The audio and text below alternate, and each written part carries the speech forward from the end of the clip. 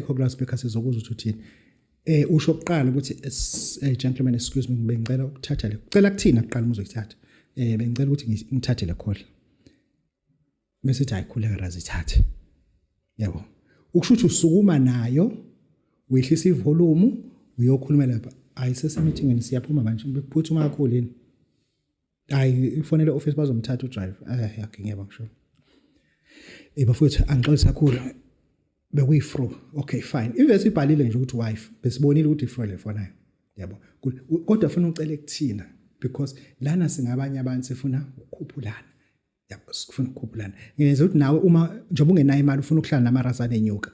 Uma ungenelwe icall iyabhala ukuthi wife thathe ecela kubona kuqala. Ungase nisuke nifuna kubona kuqala. Ngoba kunento esikhuluma ngayo le sensitive. Uzothi umuntu ufuna ukujomba sikuthembi. Ukuthi bekuline wakho yena ukuthi uma sengilapha musu uyangifonela yabo so ayi futhi ake simene ngcama phone awumise lo before la ayimise ifro yakhe ayimise ngoba sihlanganisa uline omhlophe lana kanti manje sifuna ukuba ngeqiniso yabo asanzi nje wona sesilahlela iplangwe wafunda eplangweni usukhandela umuntu ukuthi ngoba manje isikhathi ubuya nale call asinayo isho ukuthi uyicishile yini mhlambe lo muntu ongalo uyaqethuka ngeyalo zethu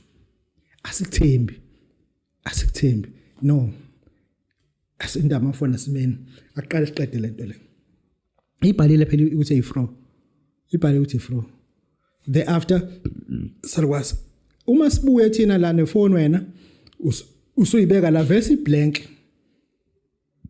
ekhanyile nje emva la ethatha call yase absorber futhi the after sakuthembi yabo engisho ukuthi ke cela kuthina aqala kube ithina sithi accord Muse uyabench yakhe yababa